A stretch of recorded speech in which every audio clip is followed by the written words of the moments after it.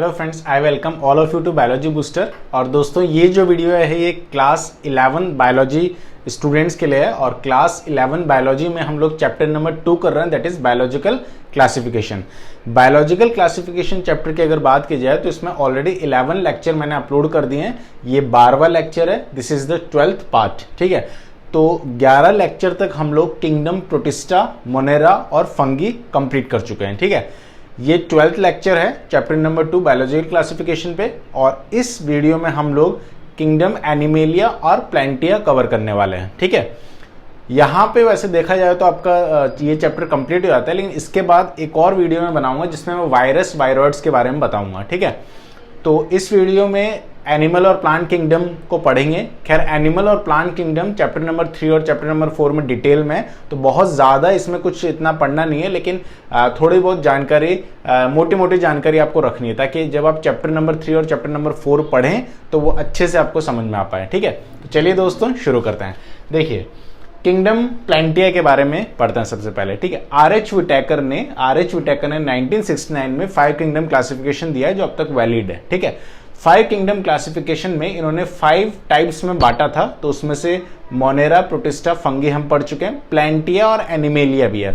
अब ये प्लांटिया क्या है? प्लांटिया बोलो, प्लांट बोलो, एक ही बात है, मतलब प्लांट का किंगडम है ये। ठीक है, किंगडम सबसे ऊपर होता है, इससे ऊपर कुछ नहीं है किंगडम से ऊपर। ठीक है, कुछ बच्चे पूछते हैं कि डोमेन क्या होता है, तो डोमेन बैक्टीरिया में होता है सिर्फ। ठीक है, बैक्टीरिया में किंगडम से भी ऊपर एक क्लास, एक कैटेगरी होती है जिसको डोमेन कहते हैं, वो सिर्फ बैक्टीरिया के केस में यू बैक्टीरिया और आर्की बैक्टीरिया वाला। ठीक है, इसके अलावा बाकी जितने भी लिविंग है इस दुनिया में वो किंगडम ही उनमें सबसे टॉप मोस्ट टेक्सोनॉमिकल कैटेगरी होती है। ठीक है, इसके बाद अगर बात की जाए कि वायरस, हम नेक्स्ट लेक्चर में पढ़ेंगे, तो वायरस इन 5 किंगडम में बांटा नहीं गया है, लेकिन उसमें कुछ एक्सेप्शंस हैं, कुछ खास है, इंटरेस्टिंग है, इसलिए इसको लेक्चर नंबर ये 12 होगा तो 13 में पढ़ेंगे। ठीक है, चलिए अब इस लेक्चर की बात करते हैं। किंगडम प्लांटिया। किंगडम प्लांटिया क्या है? Kingdom plantae includes all eukaryotic chlorophyll containing organism commonly called plants. ठीक है, देखो सबसे पहली बात तो इसमें जो भी ऑर्गेनिज्म आएंगे, जो भी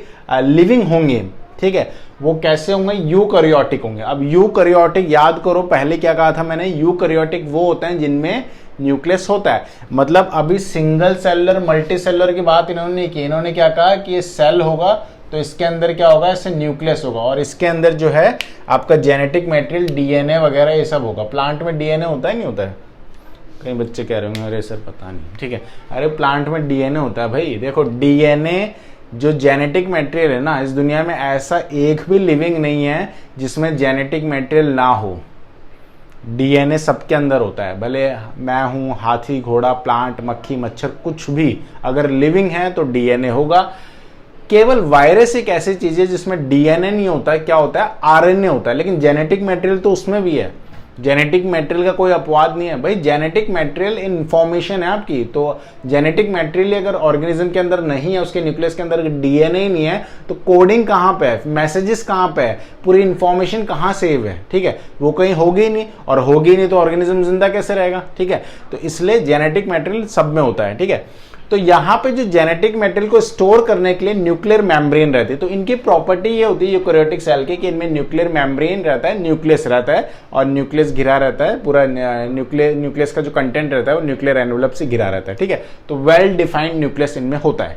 ठीक है, अच्छा, ये यूकैरियोटिक है और क्लोरोफिल कंटेनिंग होता है ये। ठीक है, इनमें क्लोरोफिल मस्ट पाया जाएगा। क्लोरोफिल पाया जाएगा तभी ये क्या कर पाते हैं। क्लोरोफिल क्या होता है? क्लोरोफिल एक पिगमेंट है जो कि क्लोरोप्लास्ट के अंदर पाया जाता है। क्लोरोप्लास्ट एक सेल है, याद ध्यान देना मेरे शब्दों पे। क्लोरोप्लास्ट एक सेल है, उस सेल के अंदर एक पिगमेंट पाया जाता है जिसका नाम होता है क्लोरोफिल। क्लोरोफिल को हिंदी में पर्णहरित भी कहते हैं। ये क्लोरोफिल क्या करता है? ये 2 काम करता है, ध्यान से सुनना। पहला काम तो ये प्लांट को ग्रीन कलर देता है, जहां जहां क्लोरोफिल होगा वहां वहां प्लांट ग्रीन होगा। ठीक है, टहनी भी कई बार थोड़ी बहुत ग्रीन होती है, क्योंकि कई बार उसमें टहनी में, स्टेम में भी क्लोरोफिल होता है थोड़ा बहुत। लीफ में तो होता ही है, मेनली क्लोरोफिल लीफ में ही होता है, तो लीफ तो ग्रीन होती है। फ्रूट्स का भी कई बार किसी किसी फ्रूट में कुछ पार्ट ग्रीन होता है, तो क्लोरोफिल मतलब है। प्लांट में कहाँ ग्रीन पार्ट नहीं होता है? नीचे, यानी कि जड़ों में। तो जड़ें ग्रीन नहीं है तो क्लोरोफिल एब्सेंट है, इसलिए जड़ें खाना नहीं बना सकती हैं। ठीक है, ऊपर से सप्लाई होगी फूड की हमेशा जड़ों की तरफ। ठीक है, तो क्लोरोफिल क्या करता है, पहला काम एक तो ग्रीन कलर देता है प्लांट को, दूसरा काम क्लोरोफिल क्या करता है, फूड का सिंथेसिस करता है। यानी कि फूड क्या होता है प्लांट का, ग्लूकोज। तो ग्लूकोज का निर्माण कहां पे होता है, क्लोरोफिल में होता है। इसीलिए क्लोरोफिल को या क्लोरोप्लास्ट को प्लांट सेल का किचन भी कहते हैं। हमारा खाना कहां बनता है, किचन में, तो वैसे ही प्लांट का खाना कहां बनता है, क्लोरोफिल के अंदर, इसलिए उसको किचन भी कहते हैं प्लांट सेल का। ठीक है, तो क्लोरोफिल के बारे में ये दो बातें हमेशा याद रखना आप। ठीक है, और इनके प्रॉपर्टी क्या है कि एक तो ये यूकैरियोटिक होंगे और क्लोरोफिल भी होगा। ठीक है, containing organism commonly called plant. इस टाइप के ऑर्गेनिज्म जो यूकैरियोटिक और क्लोरोफिल कंटेनिंग और ज्यादातर ये मल्टीसेलुलर होते हैं, ज्यादातर। ठीक है, मोस्टली मल्टीसेलुलर ही है ज्यादातर क्या। ठीक है, तो ये क्या है, प्लांट है। ठीक है, a few members are partially heterotrophic such as the insectivorous plant and parasites. ठीक है, देखो ज्यादातर ये ऑटोट्रॉफिक है। ठीक है, इस दुनिया में केवल और केवल प्लांट और कुछ बैक्टीरिया, साइनोबैक्टीरिया वगैरह, ठीक है, कुछ एक, मोस्टली बैक्टीरिया भी नहीं है, कुछ एक बैक्टीरिया, साइनोबैक्टीरिया वगैरह इंक्लूड कर सकते हैं, और प्लांट, ये दो ही ऐसे ऑर्गेनिज्म है लिविंग जो ऑटोट्रॉफिक होते हैं, जो अपना खाना खुद बनाता है। और पूरी दुनिया किस पे टिकी हुई है, इन पे टिकी हुई है। ठीक है, क्लियर ये बात। लेकिन कमाल की बात यह है कि कुछ प्लांट हेट्रोट्रॉफिक भी होते हैं, यानी कि इतर पोषी, दूसरे पे भी डिपेंडेंट है, दूसरे को खा जाते हैं, खुद अपना खाना नहीं बना सकते। तो ऐसे हेट्रोट्रॉफिक प्लांट कुछ होते हैं जिनका नाम है इंसेक्टिवोरस प्लांट, मेनली इस कैटेगरी में आते हैं, जैसे पिचर प्लांट हो गया, ठीक है, या पैरासाइटिक प्लांट हो गए, ठीक है, जो किसी दूसरे पे डिपेंडेंट है। ठीक है, जैसे कस्किटा वगैरह, कस्किटा, अमरबेल वगैरह देखना आप, वो किसी पेड़ के साथ साथ ऐसे चढ़ जाती है ऊपर। ठीक है, तो वो पेड़, वो अपना खाना खुद नहीं बना सकते, तभी तो पेड़ से ही अपना न्यूट्रिशन लेती है। और पेड़ किससे, उसको दो फायदे क्या होते हैं, एक तो किसी बड़े पेड़ के साथ होने के कारण कोई उसको इजीली हार्म नहीं कर सकता, दूसरा वो पेड़ का न्यूट्रिशन जमीन से लेती रहती है, तो पेड़ के लिए पैरासाइट ही नुकसान पहुंचा रही है उसको।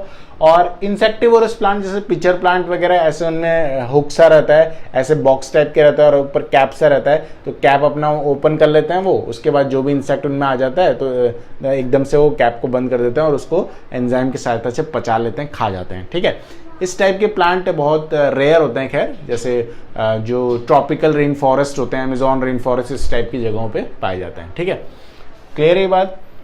इसके बाद bladderwort and Venus flytrap are examples of insectivorous plant and cuscuta is a parasite. अभी बताया वही मैंने। ठीक है, कस्किटा एग्जांपल है पैरासिटिक प्लांट का, हमेशा याद रखना। और इंसेक्टिवोरस प्लांट के एग्जांपल जो ऐसे पेड़ जो खा जाते हैं किसी एनिमल को या ह्यूमन को या किसी को भी जो मिल जाए, ठीक है, वो होते हैं, उसके एग्जाम्पल है bladder what, Venus fly trap. खैर ह्यूमन को तो नहीं खाते हैं, मेनली मूवीज वगैरह में कुछ भी दिखा देते हैं। ठीक है, लेकिन हो सकता है कुछ ऐसी प्रजातियां हो, क्योंकि अभी पूरी प्रजातियां विकसित नहीं हुई, 11 लाख से भी ऊपर स्पीशीज हैं प्लांट्स की, पूरी दुनिया भरी पड़ी है प्लांट से, और अभी भी कई प्लांट ऐसे हैं जिनको खोजा नहीं गया है। ठीक है, तो हो सकता है कुछ ऐसी स्पीशीज हो जो बड़े एनिमल्स को भी खा जाती हो, प्लांट की कुछ ऐसी स्पीशीज हो जो किसी बड़े एनिमल्स को भी खा जाती हो, बाकी जनरली इंसेक्ट्स वगैरह को तो खाते ही हैं। ठीक है, तो ब्लैडर वॉट याद रखना, ब्लैडर वॉट और वीनस फ्लाई ट्रैप। ठीक है, ये एग्जाम्पल है इंसेक्टिवोरस प्लांट के, कस्किटा एग्जाम्पल है पैरासिटिक प्लांट का। ठीक है, the plant cells have an eukaryotic structure with prominent chloroplast. ठीक है,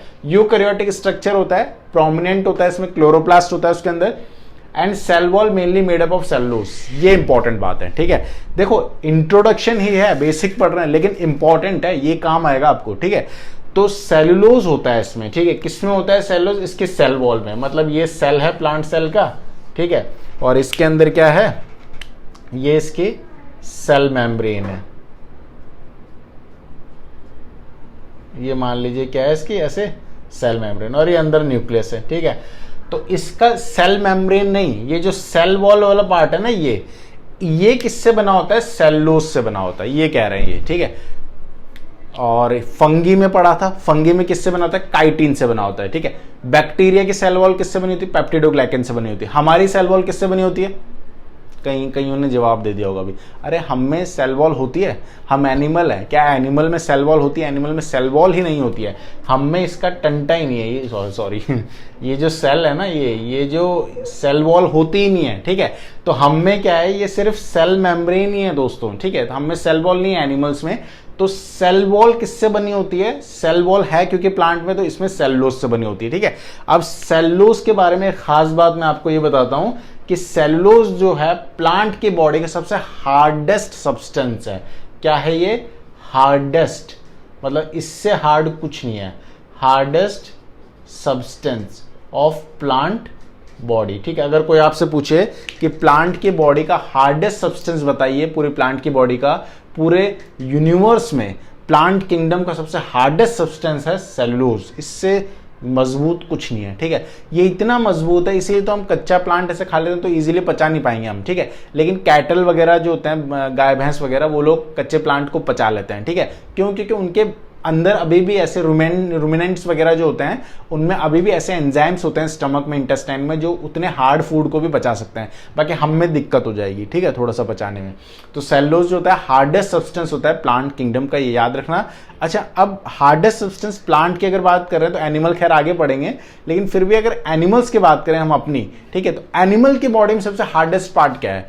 हमारी बॉडी में अगर कोई आपसे पूछे कि हार्डेस्ट पार्ट क्या है, तो कई स्टूडेंट सोच रहे होंगे कि सर बोन मजबूत है। बिल्कुल मजबूत है, बोन मजबूत है काफी, कैल्शियम फॉस्फेट से बनी हुई है और बिल्कुल कंक्रीट की तरह मजबूत होती है हमारी हड्डियां। लेकिन बोन से भी मजबूत कुछ चीज है। कई स्टूडेंट जवाब देंगे सर दांत। दांत भी मजबूत है, लेकिन दांत से भी ज्यादा मजबूत है। एक्चुअल में सबसे मजबूत पार्ट हमारी पूरी बॉडी का होता है, हमारे जो दांत का कवरिंग होती है वो, और वो होता है इनेमल। ठीक है, देखो मैं आपको समझाता हूं। ये यहां पे मैं क्या करता हूं, एक दांत बनाता हूं पहले तो। ठीक है, स्पेस यहां पे बनाता हूं। ये एक दांत है, ठीक है, ये दांत है आपका। तो दांत की जो बाहर की कवरिंग होती है ना, ये इस बाहर की कवरिंग को क्या कहते हैं? मतलब कोटिंग है, दांत के ऊपर एक कोट चढ़ा हुआ है, इसको कहते हैं इनेमल, ENAMEL। ठीक है, इनेमल, इसको हिंदी में कहते हैं दंतवृक्क। तो ये इनेमल जो होता है, ये हार्डेस्ट पार्ट होता है हमारी बॉडी का, ये बहुत ज्यादा मजबूत है, ये हमारी हड्डियों से भी ज्यादा मजबूत है। तो सबसे मजबूत पार्ट हमारी बॉडी का इनेमल, उसके बाद ऑब्वियसली फिर हड्डियों का नंबर आता है, उसके बाद फिर दूसरी चीजों का नंबर आता है। ठीक है, क्लियर है बात? ये बहुत ज्यादा मजबूत है दोस्तों। दांत हमारे बहुत मजबूत है इसीलिए क्योंकि इनेमल की परत चढ़ी हुई है। आप देखना, जब इंसान, जैसे हिंदुओं में क्या किया जाता है, जलाया जाता है। तो जब हम मर जाते हैं और हमें जलाया जाता है हिंदुओं में, तो सब कुछ जल जाता है, इवन बोन्स भी जल जाती है, हड्डियां भी जल जाती हैं, अस्थियां भी जल जाती हैं। लेकिन एक चीज है वो नहीं जलती, और वो है दांत। दांत एज इट इज चमकते हुए मिलते हैं राख में अगर थे तो। ठीक है, मतलब दांत बचने चाहिए, समय पे मर जाना चाहिए इंसान को, मतलब इतना ना जिए कि दांत ही ना बचें। ठीक है, तो दांत चमकते हुए मिलते हैं बिल्कुल राख में एज इट इज अगर थे तो सही समय पे मर जाते हैं तो दांत बचेंगे। ठीक है, क्लियर है बात? दांतों के बारे में बहुत इंटरेस्टिंग चीज़ें हैं, जब ह्यूमन फिजियोलॉजी पढ़ेंगे तो आएगा ये सब। ठीक है, लेकिन अभी फिलहाल इतना याद रखना, क्योंकि यहाँ पे हार्डेस्ट पार्ट की बात हुई थी, तो हार्डेस्ट पार्ट प्लांट में सेलुलोज, हम में इनेमल। ठीक है, क्लियर है बात? चलिए, प्लैंटिया इंक्लूड्स एल्गी, ब्रायोफाइट। अब ये इसके क्लासेस हैं अलग अलग, इनको डिटेल में पढ़ेंगे आगे। ठीक है, प्लैंटिया इंक्लूड्स एल्गी आते हैं, इनमें ब्रायोफाइट्स आते हैं, टेरिडोफाइट्स आते हैं, जिम्नोस्पर्म आते हैं, एंजियोस्पर्म आते हैं, अलग अलग क्लास है। एक छोटी सी बात यहाँ पे बता देता हूं कि एंजियोस्पर्म सबसे ज्यादा है। 80% प्लांट इस दुनिया में एंजियोस्पर्म है। ठीक है, फ्लावरिंग प्लांट है, यानी कि जो हम प्लांट देखते हैं ना जिनमें फल आते हैं, फूल आते हैं, वो एंजियोस्पर्म होते हैं, और ये लगभग 80% है इस दुनिया में। बाकी के 20%, 20-25% में ही आते हैं सारे। ठीक है, इसके बाद life cycle of plant have 2 distinct phases. 2 phases होते हैं लाइफ साइकिल में। हमारी लाइफ में जैसे कई फेजेस होते हैं, ठीक है, बचपन होता है, फिर हम थोड़े बड़े हो जाते हैं, एडोलसेंस वाली जाती है, फिर हम एडल्ट हो जाते हैं, फिर हम बुजुर्ग हो जाते हैं, ठीक है, और फिर हम मर जाते हैं। तो अलग अलग फेजेस हैं जैसे हमारी लाइफ में। तो वैसे ही प्लांट की लाइफ में 2 फेजेस होती हैं, एक तो डिप्लॉयड सेप्रोफाइटिक और हैप्लॉयड गैमेटोफाइटिक। ठीक है, plant cycle, life cycle of plant have 2 distinct phases, diploid sporophytic. थोड़ा सा बता देता हूं, वैसे एक्सप्लेन अगले चैप्टर में आएगा डिटेल में। डिप्लॉयड सेप्रोफाइटिक, डिप्लॉयड मतलब 2n। ठीक है, मतलब ये ऐसा सेल होगा जिसमें क्रोमोसोम डबल सेट में होंगे। ठीक है, डिप्लॉयड होगा। सेप्रोफाइटिक, ठीक है, सेप्रोफाइटिक मतलब दूसरे पे डिपेंडेंट। ठीक है, सेप्रोफाइटिक मोड ऑफ न्यूट्रिशन क्या होता है? किसी दूसरे एंजाइम पे डिपेंडेंट, किसी दूसरे को गला दे, किसी मरे हुए पे फीड करे। ठीक है, तो उस टाइप के एक तो फेज होता है इसका, डिप्लॉयड सेप्रोफाइटिक, और हैप्लॉयड गैमेटोफाइटिक। ठीक है, सॉरी सेप्रोफाइटिक नहीं है, स्पोरोफाइटिक है। रुको, देखो, डिप्लॉयड तो समझ में आ गया, मतलब ये कौन सा सेल होगा? 2n वाला सेल होगा। ठीक है, और यहां पे, अरे समझ रहे हो नहीं समझ रहे हो, ये बताओ पहले तो। थोड़ा गंदा हो गया, इसे सुंदर बनाता हूं मैं। रुको, ठीक है। हाँ देखो, सबसे पहली बात तो डिप्लॉयड यानी कि 2n वाला सेल है। अब स्पोरोफाइटिक, ठीक है, स्पोरो मतलब स्पोर्स, तो ये अपनी साइकिल जो है प्लांट सेल 2 फेजेस में कंप्लीट करता है। एक तो स्पोर्स के फॉर्म में इनमें डिप्लॉयड सेल्स होंगे, एक तो वो फेज होगा, और दूसरा गैमेटोफाइटिक, गैमेट्स जो होते हैं, ठीक है, गैमेट्स जो होते हैं जैसे पॉलन वगैरह हो गए, ठीक है, ओव्यूल वगैरह हो गए इनके केस में, प्लांट के केस में, तो इस फेज में भी, गैमेट के फेज में भी ये अपनी लाइफ पूरी करेगा, लेकिन ये गैमेट कैसा होगा, एन होगा, ठीक है, ये 2n होगा, इस टाइप के सेल, इस टाइप के सेल 2n होंगे, तो इस टाइप के सेल कैसे होंगे, n होंगे, ठीक है, क्लियर ये बात। तो 2 फेजेस में अपनी लाइफ पूरी करता है। इसके बाद and haploid gametophytic that alternate with each other, ये आपस में इस तरीके से चलता रहता है, ठीक है, ये phase. The length of the haploid and diploid phases and whether these phases are free living और डिपेंडेंट ऑन अदर्स, ठीक है, very among different groups in plants. देखो ये हैप्लॉइड और डिप्लॉइड फेजेस जो है ये कैसा है, इसकी लेंथ क्या है, ये वेरी करता है प्लांट टू प्लांट में, मतलब किसी प्लांट में हैप्लॉइड फेज ज्यादा होगा, किसी में डिप्लॉइड ज्यादा होगा, ये प्लांट टू प्लांट वेरी करेगा, बिल्कुल फिक्स नहीं बोल सकते आप, ठीक है। दूसरी बात, whether these phases are free living और डिपेंडेंट ऑन अदर, या और ये फेजेस अपने आप में ही फ्री लिविंग होते हैं या किसी दूसरे की निर्भरता है इन पे, मतलब किसी दूसरे पे डिपेंडेंट है कि पॉलन का ट्रांसफर कब होगा, हैप्लॉइड गैमेटोफाइटिक फेज कब होगा, जब कोई इंसेक्ट आएगा प्लांट पे बैठेगा फिर दूसरे प्लांट पे जाएगा, पॉलन ट्रांसफर होंगे, तब ये फेज होगा, ठीक है। तो हो सकता है किसी पे डिपेंडेंट हो या हो सकता है सेल्फ डिपेंडेंट हो, ठीक है। तो ये प्लांट टू प्लांट वेरी करता है, सबके केस में एक ही कंडीशन नहीं होगी, ठीक है, क्लियर ये बात। और dependent on other very among different groups in plants, this phenomenon is called alternation of generation, और इसी फिनोमिनन को अल्टरनेशन ऑफ जनरेशन कहते हैं। सिंपल सी बात है कि ये जो फेजेस है ना, डिप्लॉयड स्पोरोफाइटिक और हैप्लॉइड गैमेटोफाइटिक, ये जो फेजेस हैं ये प्लांट में वेरी करती है, किसी प्लांट में ज्यादा हो सकती है फेज, इसका ड्यूरेशन ज्यादा हो सकता है, किसी में इसका ज्यादा हो सकता है, ठीक है, या फिर ये कई बार सेल्फ डिपेंडेंट हो सकती है, या ये कई बार किसी दूसरे पे डिपेंडेंट है, ये कई बार किसी दूसरे पे डिपेंडेंट है या सेल्फ डिपेंडेंट है, ये चीजें वेरी करती हैं, ठीक है, प्लांट टू प्लांट। और इसी कंडीशन को, इस वेरी करने वाली कंडीशन को ही अल्टरनेशन ऑफ जनरेशन कहते हैं। तो अल्टरनेशन ऑफ जनरेशन कोई आपसे पूछे तो उसका मतलब ये है कि ये इस तरीके से वेरी करती हैं फेजेस इनमें, ठीक है, और ये कई बार सेल्फ डिपेंडेंट या सेल्फ नॉन डिपेंडेंट भी हो सकते हैं, या दूसरे पे डिपेंडेंट भी हो सकती है, सिंपल भाषा में बोलूं तो, ठीक है, क्लियर ये बात। तो ये किंगडम प्लांटिया का इंट्रोडक्शन है, लेकिन ये इंपॉर्टेंट है, चैप्टर 3 की रूपरेखा तैयार हुई है यहाँ पे एक तरीके से, ठीक है।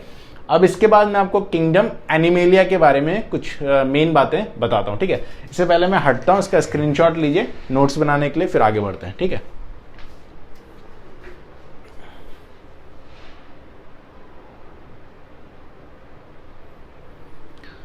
चलिए, तो स्क्रीनशॉट ले लिया होगा। अब हम पढ़ेंगे किंगडम एनिमेलिया, ठीक है, क्लियर ये बात।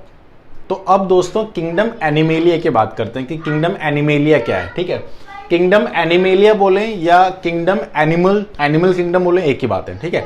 तो इसको भी चैप्टर नंबर 4 में डिटेल में पढ़ेंगे वैसे तो, लेकिन इंट्रोडक्शन है वो इंपॉर्टेंट है, अच्छे से इसको समझ लेते हैं एक बार, ठीक है। तो this kingdom is characterized by heterotrophic eukaryotic organism. कैसे हैं ये हेटेरोट्रॉफिक है, ठीक है। ऑटोट्रॉफिक का मतलब ही नहीं है, ये हेटेरोट्रॉफिक होते हैं, हमेशा दूसरे पे ही डिपेंडेंट है। हम एनिमल हैं, अरे हैं कि नहीं, कई लोग कहेंगे हम एनिमल कैसे हैं सर, हम अरे एनिमल ही हैं अपन भी, ठीक है। लेकिन हम कैसे एनिमल हैं, थोड़े से समझदार एनिमल हैं, ठीक है, हमारे पास थोड़ी बुद्धि ज़्यादा है, ठीक है, और इसीलिए ज़्यादा नेचर को हम लोग डिस्टर्ब करते हैं, ठीक है। बाकी हैं हम एनिमल ही, हम हुए, डॉग हुआ, कैट हुए, सब एनिमल हैं, ठीक है। हम लेकिन थोड़े से अव्वल दर्जे के एनिमल है। सबसे बेस्ट इस दुनिया में सबसे बेस्ट एनिमल कौन सा है, वो है हम। और सबसे बेस्ट ऑर्गेनिज्म कौन है, वो है हम, ह्यूमन। क्यों? क्योंकि हमारे पास क्या है, हमारे पास शेर जैसे पंजे नहीं है, ना हाथी जैसी ताकत है, क्या खास है हमें, ना हम इतना तेज भाग सकते हैं, कुछ भी खास नहीं है। सिर्फ एक चीज़ खास है और वो है हमारा दिमाग, जो कि बहुत ज़्यादा बेस्ट है, ठीक है। सुपर कंप्यूटर को भी मात दे रखी है हमने, सुपर कंप्यूटर हमने बनाया है, हमको सुपर कंप्यूटर ने नहीं बनाया है, ठीक है। हमने बहुत बायो पढ़ ली, बहुत चीज़ें इंटरनल हमने पढ़ी अपने बारे में, लेकिन क्या पूरी चीज़ें हम एक्सप्लोर कर पाए? नहीं, ठीक है। तो हम बहुत इंटरेस्टिंग है अपने आप में, और हमसे ज़्यादा इंटरेस्टिंग हमारा ब्रेन है। तो ब्रेन यहाँ पे तो नहीं, ब्रेन का आप एनिमल फिजियोलॉजी जब आएगा लास्ट यूनिट तो उसमें पढ़ेंगे, बहुत मज़ेदार चीज़ है ये, ठीक है। खैर अभी फ़िलहाल इतना याद रखिए कि सबसे बेस्ट क्वालिटी के जो ह्यूमन हैं, एनिमल्स हैं, वो हैं ह्यूमन, या ऑर्गेनिज्म है सबसे बेस्ट क्वालिटी के वो हैं ह्यूमन, ठीक है। और ह्यूमन भी एनिमल की क्लास में ही आते हैं, एनिमल में और भी क्लासेस आती है। तो सबकी प्रॉपर्टी जो एनिमल्स में आता है वो किंगडम एनिमेलिया हो गया, ठीक है। जो भी एनिमल्स होंगे वो सारे किस किंगडम में आएंगे? किंगडम एनिमेलिया में आएंगे। अब इनके कुछ कॉमन कैरेक्टरिस्टिक्स हैं, जैसे कि जो भी एनिमल हो, भले हम हो, डॉग हो, कोई भी एनिमल हो, ठीक है, कोई भी एनिमल, स्नेक हो, कुछ भी, ठीक है, सब के सब हेटेरोट्रॉफिक होंगे, ठीक है। हम अपना खाना खुद बनाते हैं। अब कई बच्चे कहेंगे सर मैं तो खुद ही बनाता हूँ। अरे मतलब वैसा बनाना नहीं, हम अब किसी दूसरे पे डिपेंडेंट है। स्नेक भी दूसरे पे डिपेंडेंट है, ठीक है, डॉग भी दूसरे पे डिपेंडेंट है। डॉग या तो हम उसे खिलाएंगे या फिर वो किसी और को खाएगा, ठीक है। तो ये हेटेरोट्रॉफिक है सारे के सारे, ये मस्ट कैरेक्टरिस्टिक्स है किसकी? एनिमल्स की। दूसरी बात, यूकैरियोटिक होंगे, सिंपल सी बात है, न्यूक्लियस होगा इनके पास, इनके सेल में, और उसके अंदर डीएनए होगा, ठीक है। यूकैरियोटिक ऑर्गेनिज्म होंगे that are multicellular and their cell lack cell wall. Multicellular होंगे और सेल वॉल नहीं होगी। हम में सेल वॉल होती ही नहीं है, ठीक है। हम में केवल सेल मेम्ब्रेन होती है। ये सेल मेम्ब्रेन को ही प्लाज्मा मेम्ब्रेन भी बोलते हैं। याद रखना इस बात को, याद रहेगा। देखो जैसे मान लीजिए ये एक सेल है, ये बहुत इंपॉर्टेंट चीज़ है, सिंपल सी है, लेकिन बच्चे फिर भी इस बात को भूल जाते हैं, ठीक है। देखो ये तो बना दिया मैंने सेल वॉल, और ये मैं बना देता हूँ इस तरीके से सेल मेम्ब्रेन, ठीक है। और ये बना दिया मैंने, मान लो, रुको दूसरे पेन से बनाता हूँ, ये अपना हो गया न्यूक्लियस, ठीक है। ये बीच में क्या हो गया? न्यूक्लियस। तो दूसरे ऑर्गेनिज्म में ऐसा होता है, लेकिन हमारे जो सेल होता है, हमारी बॉडी का कोई भी सेल ले लो आप, ठीक है, उसमें क्या होता है दोस्तों? ये सेल वॉल नहीं होती है, ये सेल वॉल है ही नहीं अपन में, ठीक है। तो हम में क्या होती है? बस ये सेल मेम्ब्रेन ही होती है। तो सेल वॉल किससे बनी है, नहीं बनी, उसका मतलब ही नहीं, सेल वॉल है ही नहीं, सेल मेम्ब्रेन है। और सेल मेम्ब्रेन किससे बनी हुई है? सेल मेम्ब्रेन बनी हुई है। याद रखना इस बात को हमेशा, सेल मेम्ब्रेन बोलो या प्लाज्मा मेम्ब्रेन बोलो, ठीक है। ये फॉस्फोलिपिड से बनी हुई है, ठीक है। अब ये फॉस्फोलिपिड क्या होता है? फॉस्फेट और लिपिड, ठीक है। लिपिड यानी कि फैट। तो काफी सारे प्रोटीन भी होते हैं, काफी सारी चीजों से मिलकर बनी है, पर मेन कंपोनेंट होता है इसका फॉस्फोलिपिड, ठीक है। तो ये मेम्ब्रेन होती है, सेल की मेम्ब्रेन, इसको सेल मेम्ब्रेन बोल सकते हैं, सेलुलर मेम्ब्रेन बोल सकते हैं, या प्लाज्मा मेम्ब्रेन भी बोल सकते हैं। कंफ्यूज नहीं होना है, ठीक है। क्लियर है ये बात? तो यही बात इन्होंने यहाँ बताई कि सेल वॉल लैक करता है। तो यहाँ पे इसमें काम की चीज क्या है? काम की चीज ये है, हेटेरोट्रॉफिक यूकैरियोटिक ऑर्गेनिज्म होते हैं, ये मल्टीसेलुलर होते हैं, और तीसरी काम की बात है सेल वॉल नहीं होता है, ठीक है। बस इसके बाद दूसरा पॉइंट ये है कि दे डायरेक्टली और indirectly depend on plants for food. देखो हम डायरेक्टली इनडायरेक्टली डिपेंडेंट किस में? प्लांट पे। पूरी दुनिया ही प्लांट पे डिपेंडेंट है, और कमाल की बात ये, इसीलिए हम प्लांट को खत्म भी करते जा रहे हैं। नहीं, मजेदार चीज यही है। तो प्लांट नहीं होंगे तो कुछ नहीं होगा इस दुनिया में। तो प्लांट का रहना बहुत जरूरी है, क्योंकि हम हो, कैट हो, डॉग हो, सब प्लांट को खा रहे हैं, ठीक है। अब कई लोग कहेंगे सर मैं तो कार्निवोरस हूँ, मैं तो ना मीट खाता हूँ, ठीक है। अरे तो आप मान लीजिए चिकन खाते हैं, और चिकन किसको खाता है? किसी इंसेक्ट को खाता है। इंसेक्ट किस पे डिपेंडेंट था? किसी प्लांट पे। या जो गोट है वो किसको खा रहा है? किसी प्लांट को ही खा रहा है। तो अल्टीमेटली घूम फिर के वेब चेन है, सब के सब डिपेंडेंट प्लांट पे ही है, ठीक है। तो प्लांट का होना बहुत जरूरी है। प्लांट नहीं होंगे तो इस दुनिया में कुछ नहीं होगा, ठीक है। तो दे डायरेक्टली और indirectly depend on plants for food. They digest their food in an internal cavity and store food reserves as glycogen और फैट, ठीक है। देखो they digest their food in internal cavity. हमारे अंदर खाना कैसे पचता है? हम कोई सेप्रोफाइटिक ऑर्गेनिज्म तो है नहीं, एनिमल्स कि कोई फूड है। सेप्रोफाइटिक क्या होता है? ये फूड है, ठीक है। अब मैंने क्या किया, इस पर एंजाइम वगैरह डाले अपने, और ये डाइजेस्ट हो गया, इसके बाद मैंने इसको इंगल्फ कर लिया, ठीक है। ये तो हो गया सेप्रोफाइटिक ऑर्गेनिज्म। हम ऐसे नहीं है। हम क्या करते हैं? खाने को खाते हैं, अंदर हमारे हो जाता है, पूरी एक कैविटी है हमारे, एलिमेंट्री कैनाल पूरी एक कैविटी है, उसके अंदर खाना मूव करता है, अलग अलग एंजाइम वर्क करता है, तब खाना पचता है। तो इस टाइप का जो मोड ऑफ न्यूट्रिशन शो करता है उसको होलोजोइक मोड ऑफ न्यूट्रिशन कहते हैं, ठीक है। क्लियर है बात? Holozoic mode of nutrition heterotrophic mode of nutrition का ही, देखो मेनली दो मोड ऑफ न्यूट्रिशन होते हैं इस दुनिया में, ऑटोट्रॉफिक या हेटेरोट्रॉफिक, ठीक है। ऑटोट्रॉफिक खुद अपना खाना बनाते हैं, हेटेरोट्रॉफिक किसी दूसरे पे डिपेंडेंट है। अब ये जो किसी दूसरे पे डिपेंडेंट वाले ऑर्गेनिज्म है, इसमें भी वैरायटी है। कुछ ऑर्गेनिज्म क्या करते हैं, बस किसी और के ऊपर चले जाते हैं पैरासाइट और उस पर डिपेंडेंट हो जाते हैं सारे। कुछ ऑर्गेनिज्म क्या करते हैं, किसी चीज को खाते हैं, तो जो खाते हैं और अंदर पचाते हैं उस कैटेगरी में आते हैं हम, और वो होते हैं होलोजोइक। तो हमारा मोड ऑफ न्यूट्रिशन क्या है, होलोजोइक मोड ऑफ न्यूट्रिशन है, ठीक है।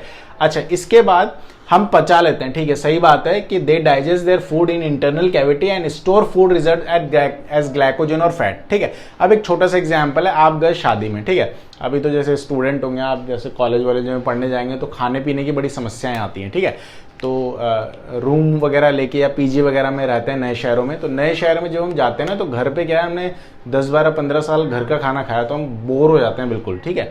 फिर हम नई जगह जब जाते हैं तो हमें बहुत अच्छा लगता है शादी पार्टियों में खाना खाना, बाहर का खाना खाना बहुत अच्छा लगता है, ठीक है। कुछ टाइम तो हम बनाते हैं खाना खुद ही, उसके बाद एक टाइम के बाद हम बोर हो जाते हैं, तो फिर हम क्या करते हैं, आसपास कोई मैरिज गार्डन होता है वहाँ पे पहुँचने लगते हैं, धीरे धीरे ये सिलसिला शुरू होता है, ठीक है। बिन बुलाए शादी में जाने वाला जो सिलसिला है वो स्टार्ट हो जाता है, और फिर हम खूब ठूस ठूस के खाने लगते हैं, ठीक है। मान लीजिए आप चले गए किसी शादी में ऐसी में, और 5 रोटी की क्षमता थी, आपने 15 रोटी खा ली उस दिन, ठीक है। तो मुझे एक बार बताओ, 5 रोटी की आपकी क्षमता थी, 5 रोटी से जो कैलोरीज बनती है, एनर्जीज बनती है, वो आपके लिए सफिशिएंट है, लेकिन बहुत ज़्यादा स्वादिष्ट था, तो पालक पनीर और पता नहीं क्या क्या ठूस ठूस के आपने 15 रोटी खा ली, 10 एक्स्ट्रा खाई। उसके बाद आप डांस भी करते हैं, ठीक है, पकड़े जाने में कोई अफसोस ही नहीं है, डांस करेंगे बिल्कुल कायदे से और फिर आएंगे, ठीक है। मतलब कॉन्फिडेंस लेवल इतना ज़बरदस्त रहता है कि पकड़े जाने की संभावना वैसे ही कम है, ठीक है। चलिए, तो ये सारा प्रोसीजर हुआ। अब क्या हुआ, जब आपने डांस वांस किया तो सब पच गया, इस एज में वैसे भी दिक्कत नहीं, तो सब पच गया। अब कमाल की बात यह कि 5 रोटी से जो कैलोरीज बनती है वो आपको चलाने के लिए सफिशिएंट थी, लेकिन आपने 10 एक्स्ट्रा दिए बॉडी को, तो बॉडी क्या करेगी, उस एक्स्ट्रा एनर्जी को बाहर निकाल देगी। नहीं, बॉडी कभी भी एनर्जी को वेस्ट नहीं करती। आपके पास ज़्यादा पैसे हो जाएं, सपोज आपके पास ज़्यादा पैसे हो जाएं, तो क्या आप उसे फेंकने लगेंगे? कभी किया है आपने ऐसा? 10 रुपये फेंक रहे हैं, 100 रुपये फेंक दिए, ज़्यादा हो गए सर मेरे पास, मैं तो फेंकूंगा। अब ऐसे कभी नहीं होता ना, 100 रुपये, करोड़ रुपए, कितने ही पैसे हों, कभी हम 10 रुपये भी नहीं फेंकते। क्यों नहीं फेंकते? क्योंकि पैसा इंपॉर्टेंट है दोस्तों। जैसे पैसा इंपॉर्टेंट है वैसे हमारी बॉडी के लिए एनर्जी इंपॉर्टेंट है। तो बॉडी में अगर एनर्जी किसी दिन ज़्यादा भी बन जाए तो बॉडी क्या करती है, उस एनर्जी को स्टोर कर लेती है बॉडी में फ्यूचर के लिए। किसी दिन आप भूखे रह गए, ठीक है, तब वो बॉडी की एनर्जी काम आएगी आपके, ठीक है। तो स्टोर किस फॉर्म में होती है? स्टोर होती है ग्लाइकोजन के फॉर्म में या फैट के फॉर्म में, ये आप याद रखना। ग्लाइकोजन एक कार्बोहाइड्रेट का टाइप है, फैट तो पता ही आपको, वसा। तो 2 ही फॉर्म में एनर्जी स्टोर होती है बॉडी में, याद रखना हमेशा, या तो ग्लाइकोजन मतलब कार्बोहाइड्रेट के फॉर्म में या फिर फैट के फॉर्म में। प्रोटीन के फॉर्म में बॉडी कभी भी एनर्जी स्टोर नहीं होती है प्रोटीन के फॉर्म में, ठीक है। प्रोटीन कितना ही खा लो, जितना खाओगे पच जाएगा, नहीं पचेगा तो बाहर निकल जाएगा या उल्टी कर दोगे, लेकिन स्टोर नहीं होता प्रोटीन। समझ पा रहे हैं मेरी बात? एक्स्ट्रा चीजें खाई तो कार्बोहाइड्रेट, फैट स्टोर होगा, ठीक है। क्लियर ही बात। ये यहाँ फैट आ जाता है, मोटे हो जाता है, गाल मोटे हो जाते हैं, पेट मोटा हो जाता है, ये सारी चीजें हो जाती हैं। तो किसके वजह से होता है? ये एक्स्ट्रा फैट आ गया है बॉडी में, एक्स्ट्रा ग्लाइकोजन या फैट आ गया है। अब ये चीजें स्टोर कहाँ होती है ये भी मैं आपको बताता हूँ।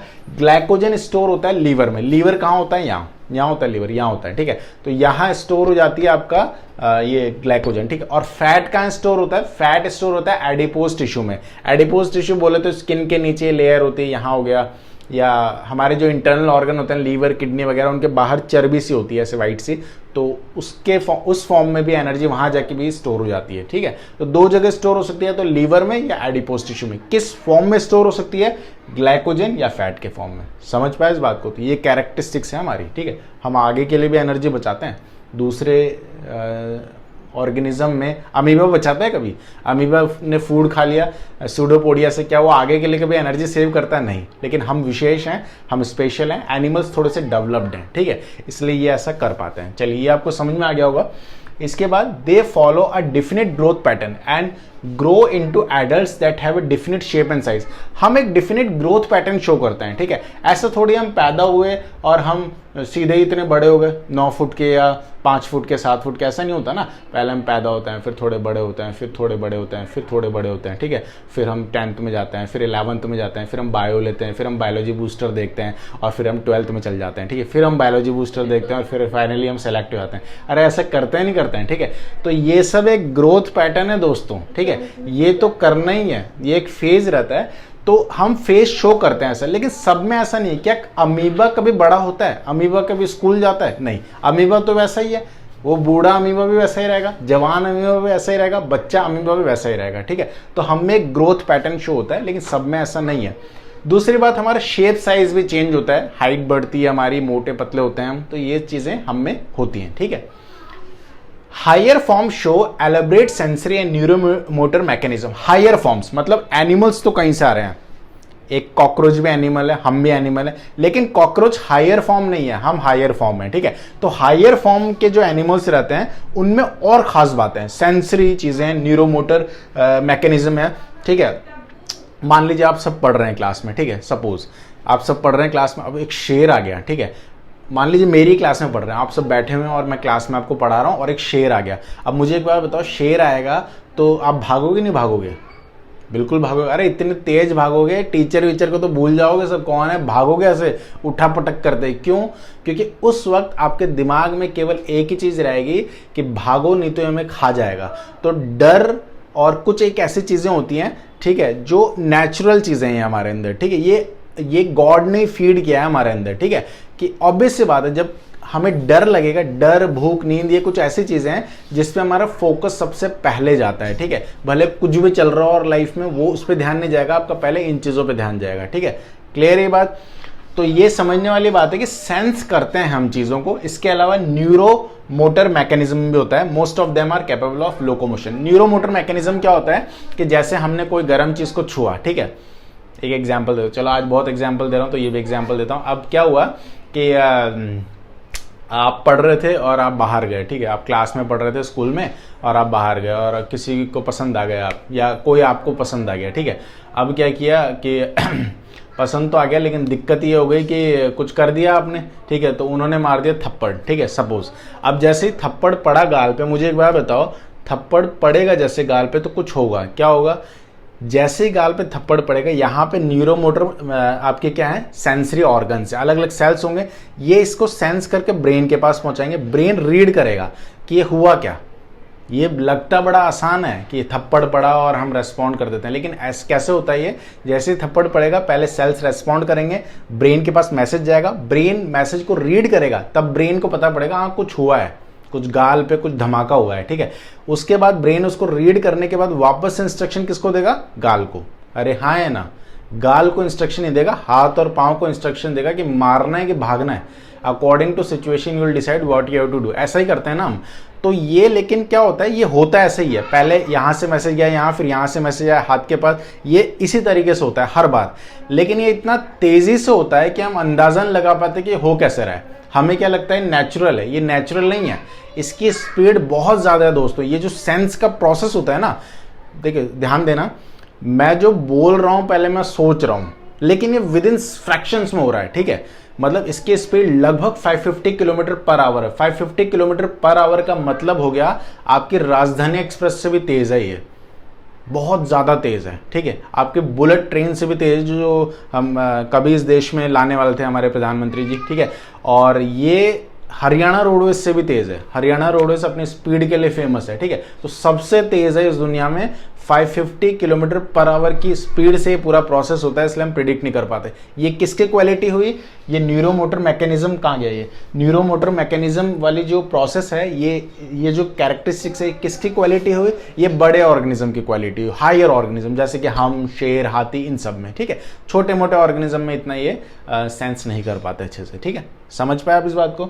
इसके बाद most of them are capable of locomotion. Locomotion मतलब चल फिर पाना, लोकोमोट करते हैं हम, लोकोमोशन कर पाते हैं। प्लांट चलते हैं, प्लांट को मारो आप जाके, ऐसे मार दो, आज मार दो, कल भी मार देना, परसों मार देना, प्लांट कभी भागेगा नहीं, भागेगा बेचारा, ठीक है। हम भाग जाएंगे, किसी को मारो भाग जाएगा या मार देगा आपको, ठीक है। तो रेस्पॉन्स करते हैं ना हम, अरे करते हैं नहीं करते हैं, ठीक है। Most of them are capable of locomotion, हम भी इसमें, ठीक है। और क्या कैरेक्टरिस्टिक्स है? Sexual reproduction.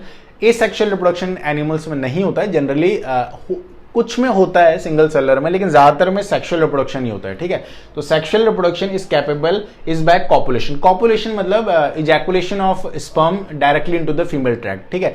तो कॉपुलेशन के थ्रू सेक्सुअल रिप्रोडक्शन होता है, गैमेट का फ्यूजन होगा, फर्टिलाइजेशन होगा, विच लीड्स टू, और इसके बाद ठीक है, जो फर्टिलाइजेशन होने के बाद फाइनली एम्ब्रियोलॉजिकल डेवलपमेंट स्टार्ट होगा, एम्ब्रियो बनेगा। ठीक है, स्पर्म ओवा फ्यूज करेंगे तो क्या बनेगा, जायगोट बनेगा। जायगोट इम्प्लांट होगा मदर के अंदर, फिर जायगोट 2 सेल से 4 सेल, 4 से 8, 10, 12 ब्लास्टुला, मोरुला, ये सब पढ़ेंगे आप 12th में। और तो ये पूरा डिवाइड करते करते पूरा का पूरा स्ट्रक्चर बन जाता है मदर के अंदर विद इन 3 मंथ्स। 3 महीने में बच्चे के सारे पार्ट्स बन जाते हैं लगभग। ठीक है, फिर अगले 6 महीने में क्या होता है, थोड़ा बहुत मैच्योरेशन होता है, आईलिड्स आना, ठीक है, थोड़ा सा उसके और बाल वाल आ जाते हैं। ठीक है, और समझ आने लगती है उसमें। ठीक है, उथल पुथल करने लगता है, ये सारी चीज़ें मतलब स्टार्ट होती हैं। तो ये पूरा फेज है। ठीक है, तो ये सब फेज हर में नहीं होता, कॉकरोच में होता है ऐसा।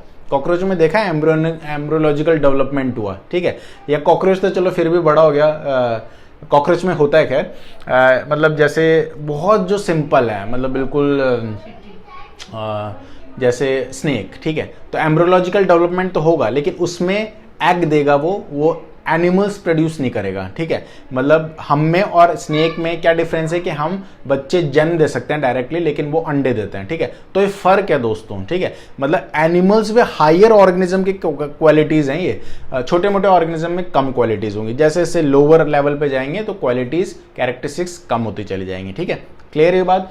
तो ये बेसिक ओवरव्यू था इसका किंगडम एनिमेलिया का, लेकिन ये मेरे हिसाब से समझना ज़रूरी है क्योंकि अभी 10th से मूव किए हैं आप 11th में, तो ये चीज़ें इतना शायद नहीं पता हूँ, आपको पता है तो बहुत अच्छी बात है।